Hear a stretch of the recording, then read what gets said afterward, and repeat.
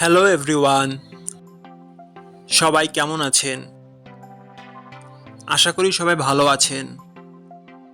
বন্ধুরা, আমরা সবাই জানি যে টাকার রেট ভিন্ন ভিন্ন। মানে কোনো দেশের টাকার রেট বেশি, আবার কোনো দেশের কম। কিন্তু আপনি কি জানেন আজকের দিনে ইউরোপের 1 ইউরো সমান বাংলাদেশের কত টাকা হয়?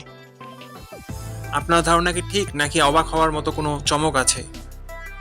এই ভিডিওটি বিশেষভাবে আপনার জন্য তৈরি, তাই শেষ পর্যন্ত দেখুন। কারণ আপনি যদি নিয়মিত টাকার রেট জানেন, তাহলে অর্থ লেনদেন বা বিদেশ থেকে পাঠানো রেমিটেন্সে লাভবান হতে পারেন। আজ সোমবার 2 মার্চ 2026।